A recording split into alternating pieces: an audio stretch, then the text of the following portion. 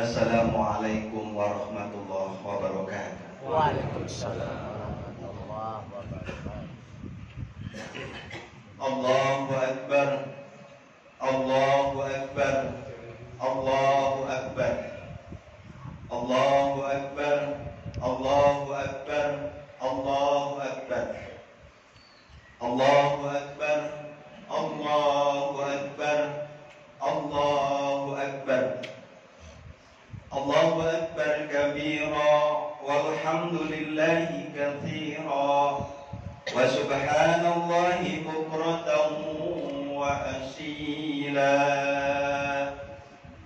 Alhamdulillah, alhamdulillahi sari'il ahkam, ja'ilin nuri wassalam, alladzi ja'ala idal adha min akbari sa'airil islam. Asyhadu an la ilaha illallah wahdahu la syarika lah, dzul jalali wal ikram. Wa asyhadu anna sayyidana Muhammadan abduhu wa rasuluh, ad-da'i ila Allah bil ayati wal a'lam, hatta 'ala al-haqqi ila an-nizam. Allahumma shalli wa sallim wa barik ala sayyidina Muhammadin wa ala alihi wa ashabihi al-kiram. Amma ba'du fa ya ibadallah, usikum wa nafsi bi taqwallah, fa innaha khairuz zadi li yaumil ba'si wal qiyam. Qala Allah ta'ala, bismillahirrahmanirrahim, inna a'tainakal kautsar fasholli li rabbika wanhar, inna syani'aka huwal abtar. Shadaqallahul azim. Jamaah salat Idul Adha yang dimuliakan oleh Allah Subhanahu wa taala, tiada untayan kalimah hikmah yang paling santun untuk diucapkan di pagi yang penuh keberkahan ini. Selaku hamba Allah yang bertauhid, melainkan marilah kita sama-sama bersyukur kepada Allah Subhanahu wa taala atas cucuran nikmat, anugerah rahmat yang telah dilimpahkan kepada kita, terutama nikmat iman, nikmat Islam, dan nikmat sehat walafiat.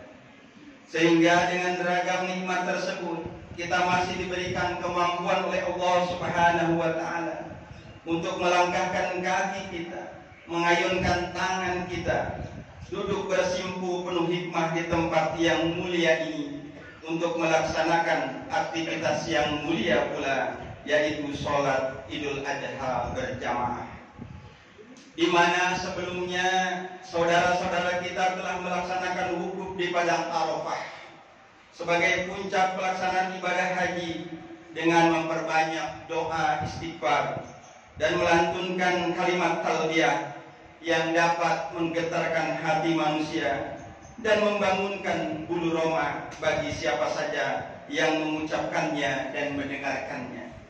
Labbaik Allahumma labbaik, labbaik la syarika laka labbaik, innal hamda wan ni'mata laka wal mulk la syarika lak. Ya Allah, aku datang memenuhi panggilanmu, lalu aku berdiri di depan pintu.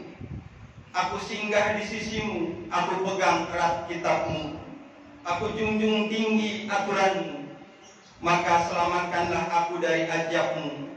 Kini aku siap menghamba kepadamu, merendahkan diri dan berkiblat kepadamu. Bagimu segala ciptaan, bagimu segala aturan dan perundang-undangan, bagimu segala hukum dan hukuman.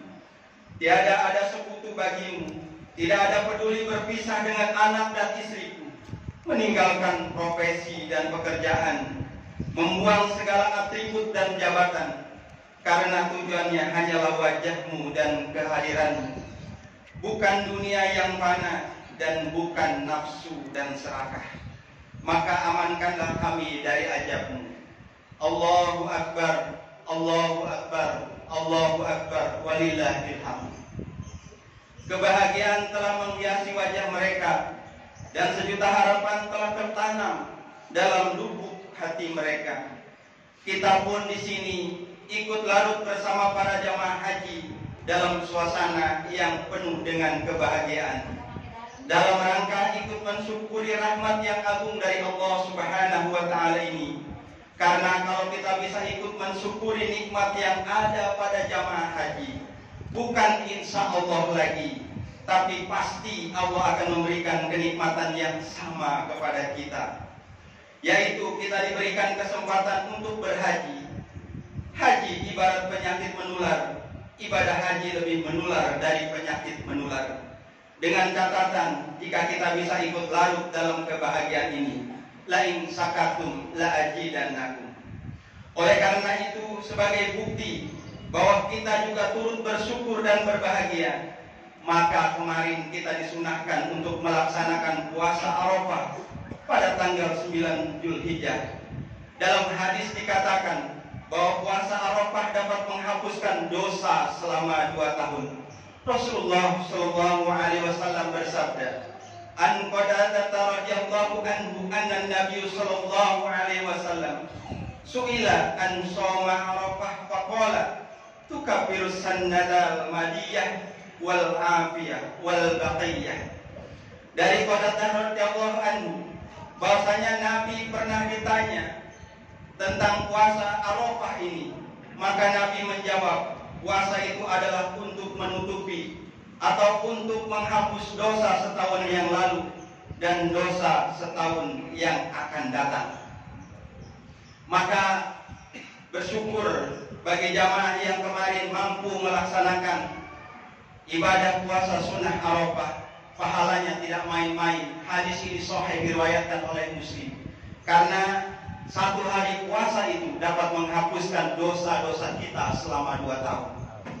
Malam harinya kita bertakbir, mengagungkan Allah Subhanahu wa Ta'ala. Dan hari ini kita melaksanakan sholat Idul Adha, diiringi dengan penyembelihan hewan kurban. Sementara hari ini saudara-saudara kita tengah berjuang di tengah lautan manusia yang berjubel-jubel untuk melaksanakan rangkaian ibadah hajinya dengan melempar jumrah Aqabah, Ula dan Wusta. Semoga rangkaian ibadah yang kita lakukan dicatat oleh Allah Subhanahu wa Ta'ala sebagai amal mulia di sisinya. Dan kita doakan semoga kaum muslimin yang tengah berada di tanah suci diberikan kekuatan, kesabaran, keselamatan, dan hajinya dijadikan haji yang mabrur. Allahu Akbar, Allahu Akbar, Allahu Akbar, walillahil hamd. Di sisi lain, di tengah terjadinya berbagai macam bencana alam dan musibah, kita lihat pemandangan di daerah-daerah lain terjadi longsor, kemudian terjadi lagi gunung meletus dan sebagainya menimpa negeri ini. Dengan hadirnya momentum Idul Adha ini, kita diingatkan kembali oleh Allah Subhanahu wa Ta'ala akan makna kehidupan, bahwa sesungguhnya hidup ini hanya sekejap, namun penuh dengan resiko. Jangan karena kita mencari kenikmatan sesaat, kita menderita berkepanjangan. Hidup bukan untuk hidup sebenarnya, namun mari sama-sama kita persembahkan hidup kita ini untuk yang maha hidup, yaitu Allah Subhanahu wa Ta'ala. Hidup bukan untuk mati, namun sesungguhnya mati itulah untuk hidup. Oleh karena itu jangan takut mati, jangan cari mati, tapi rindukan mati, karena mati itu sesungguhnya pintu untuk berjumpa kita dengan Allah Subhanahu wa Ta'ala. Yang terbaik, kata Rasulullah, sejauh mana, sebanyak mana persiapan kita menghadapi kematian. Rasulullah Shallallahu Alaihi Wasallam pernah ditanya, ayyul mu'minina afdalu ahsanuhum khuluqa wa ayyul mu'minina ahsanu aqyasu aksaruhum lil mauti jikra wa ahsanuhum lahu istidada. Rasulullah pernah ditanya, wahai Rasulullah, bagaimanakah mukmin yang sempurna, yang utama itu, yaitu yang paling baik akhlaknya. Kemudian Rasulullah ditanya lagi, bagaimanakah mukmin yang cerdas, wahai Rasulullah? Mukmin yang cerdas adalah yang paling banyak mengingat mati dan banyak persiapannya untuk menghadapi kematian. Allahu Akbar, Allahu Akbar, Allahu Akbar, walillahil hamd.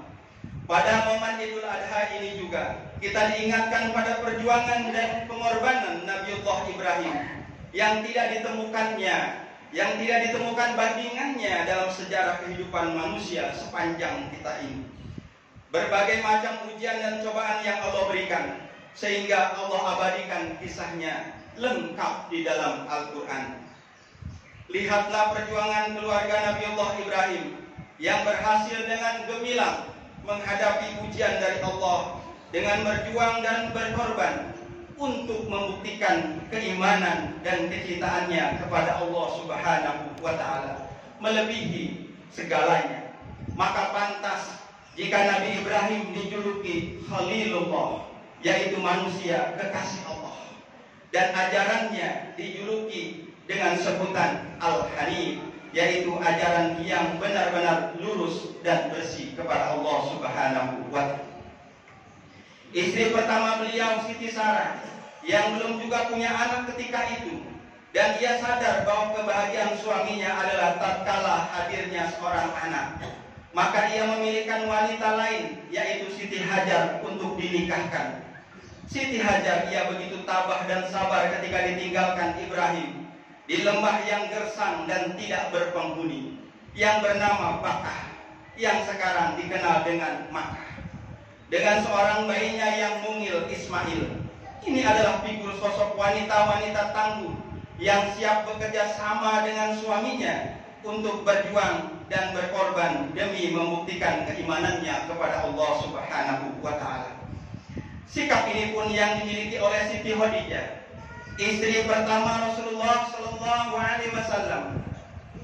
Sebelum menikah dengan Rasul, Siti Khadijah, beliau adalah wanita dari golongan bangsawan yang kaya raya dan terhormat. Namun setelah menikah dengan Rasul, habis semua hartanya untuk membantu perjuangan Islam, dan beliau pun menjadi miskin dan tercoret namanya dari daftar bangsawan dan wanita terhormat suku Quraisy. Rasulullah pernah berkata kepada Siti Khadijah istrinya, "Wahai istriku, dulu engkau kaya dan terhormat. Setelah menikah denganku, engkau menjadi miskin dan terhina." Apa jawaban manis dari Siti Khadijah? "Wahai Rasulullah, andaikan engkau berjalan untuk berdakwah sampai terhenti ada 2 jurang di depanmu, sehingga engkau tidak bisa melanjutkan perjalananmu, maka aku siap berbaring untuk kau injak-injak menjadi jembatanmu, asalkan engkau dapat meneruskan dakwahmu." Luar biasa, merinding kita mendengarnya.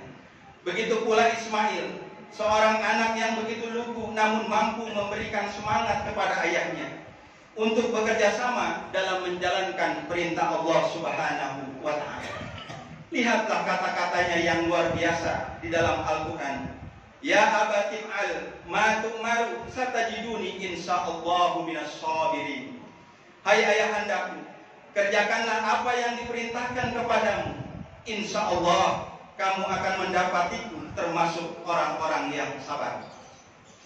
Allahu Akbar, Allahu Akbar, Allahu Akbar, walillahil hamd.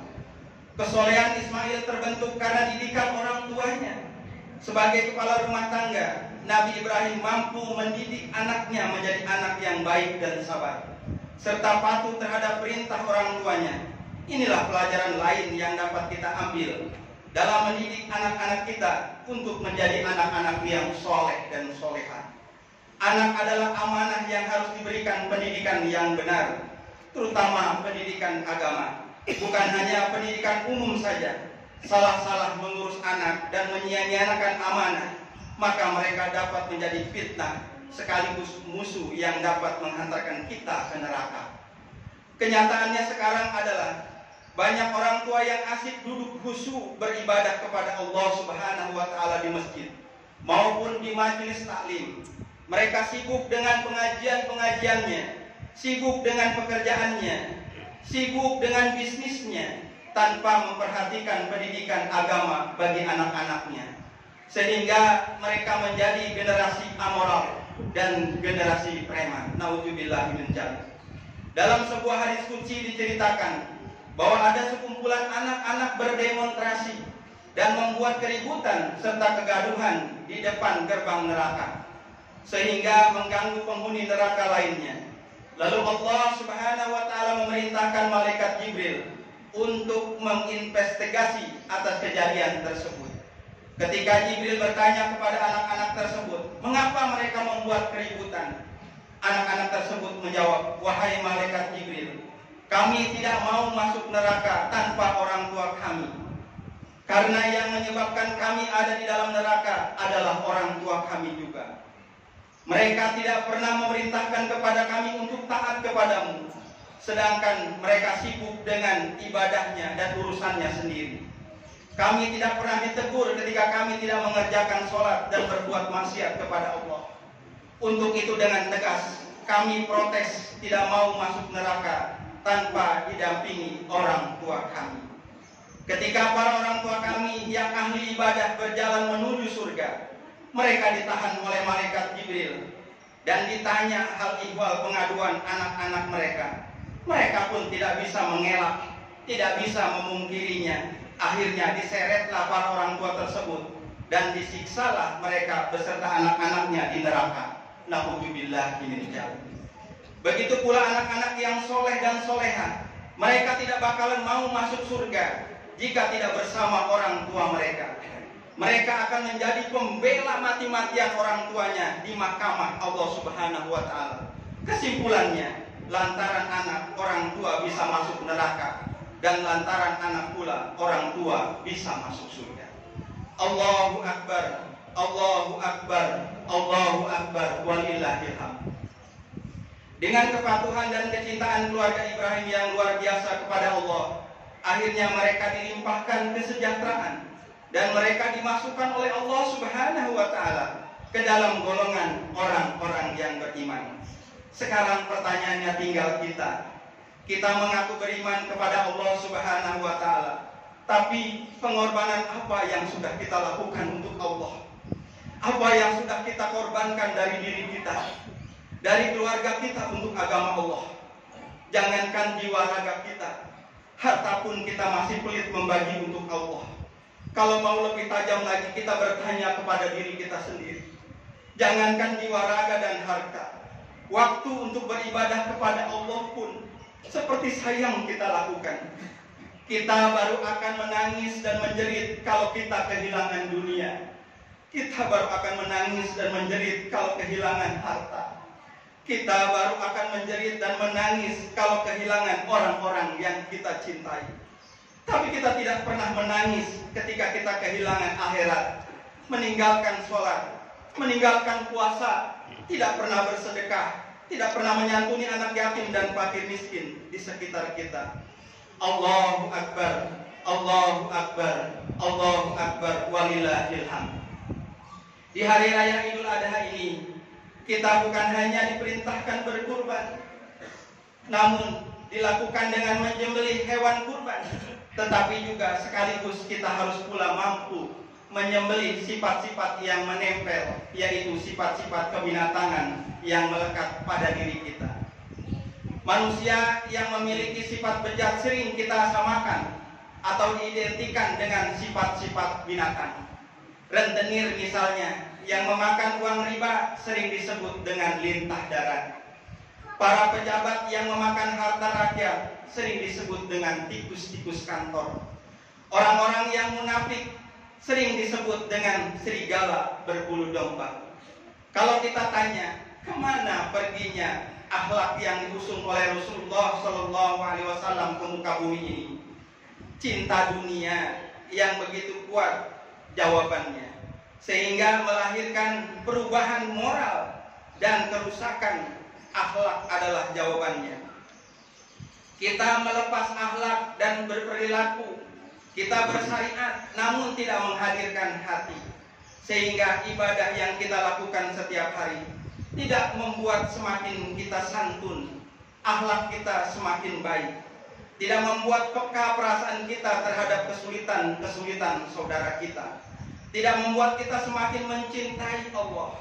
Padahal ibadah yang kita lakukan seharusnya membuat kita semakin soleh, bukan hanya soleh secara individu, tapi soleh secara sosial, yaitu dapat berbagi rasa dan kebahagiaan dengan saudara-saudara kita yang kesusahan melalui ibadah kurban.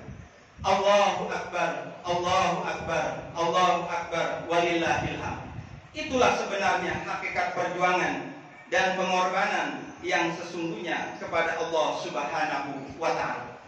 Jamaah sholat Idul Adha yang dimuliakan oleh Allah Subhanahu wa Ta'ala, semoga Allah Subhanahu wa Ta'ala menyelamatkan dan menguatkan iman kita, keluarga kita, dan saudara-saudara kita. Barakallahu li wa lakum bil Qur'anil azim wa nafa'ani wa iyyakum bima fihi minal ayati wa dzikril hakim wa taqabbal minni wa minkum tilawatahu innahu huwal ghafurur rahim. Allahu Akbar, Allahu Akbar, Allahu Akbar, Allahu Akbar, Allahu Akbar, Allahu Akbar kabira walhamdulillahi katsira wa subhanallahi bukratan wa asila. La ilaha illallah wallahu akbar, Allahu akbar walillahil hamd. Alhamdulillah, alhamdulillahilladzi hadana li hada wa ma kunna linahtadiya laula an hadanallah.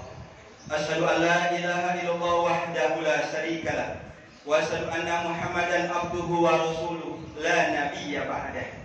Qala ta'ala fi kitabihil karim, innallaha wa malaikatahu yusholluna 'alan nabi ya ayyuhalladzina amanu shallu 'alaihi wa sallimu taslima. Allahumma shalli ala Muhammad abdika wa rasulika kama shallaita ala Ibrahim wa barik ala Muhammad wa ala ali Muhammad kama barakta ala Ibrahim wa ala ali Ibrahim innaka Hamidum Majid. Jamaah sholat Idul Adha yang dimuliakan oleh Allah Subhanahu wa Ta'ala, mari sejenak kita berdoa kepada Allah Subhanahu wa Ta'ala dengan mengangkat kedua tangan kita seraya menundukkan kepala kita. Kita rendahkan diri kita serendah-rendahnya di hadapan Allah Subhanahu wa Ta'ala. Astagfirullahaladzim, astagfirullahaladzim, astagfirullahaladzim. Ya Allah, jadikanlah pertemuan ini pertemuan yang mendatangkan rahmat, bukan pertemuan yang mendatangkan murka. Ya Allah, mudahkanlah lisan kami untuk berzikir kehadirat-Mu, bukan lisan yang pandai mencerca hamba-hamba-Mu. Ya Allah, jadikanlah sholat kami sholat yang mabrur, jadikan puasa kami puasa yang mabrur, jadikan korban kami korban yang mabrur, jadikan amal soleh kami amal soleh yang mabrur pula. Dan saudara kami yang sedang melaksanakan ibadah haji, semoga mendapatkan ibadah haji yang mabrur pula. Juga kepada kami yang belum bisa melaksanakan ibadah haji, yang belum dapat memenuhi panggilan-Mu untuk melaksanakan ibadah haji, kiranya Engkau memberi kemudahan dan mengabulkan doa-doa kami. Ya Allah, karuniakanlah kepada kami usia yang panjang namun penuh dengan ibadah. Karuniakan kepada kami rezeki yang banyak namun penuh berkah. Karuniakan kepada kami ilmu yang banyak namun penuh kebaikan. Dan takdirkanlah kepada kami akhir hidup yang husnul khotimah. Ya Allah, di hari yang kurban ini, jadikanlah kami hamba yang semakin dekat kepadamu ya Allah. Jadikan kami hamba yang semakin dekat ya Allah kepadamu. Kami hamba yang banyak kesalahan dan kealpaan, banyak kata yang isinya semuanya dusta, banyak hilaf dalam bersikap, banyak khianat dalam berbuat, banyak janji yang banyak tidak kami tepati, banyak prasangka buruk yang berujung luka. Mohon pada hari yang berkah ini ampuni dosa-dosa kami ya Allah. Ya Allah, yang terakhir, ampuni dosa-dosa kami sekali lagi ya Allah. Ampuni dosa kedua orang tua kami ya Allah. Rabbana atina fid dunya hasanah wa fil akhirati hasanah wa qina adzabannar. Subhana rabbika rabbil izzati amma yasifun wa salamun alal mursalin walhamdulillahi rabbil alamin. Wassalamualaikum warahmatullahi wabarakatuh.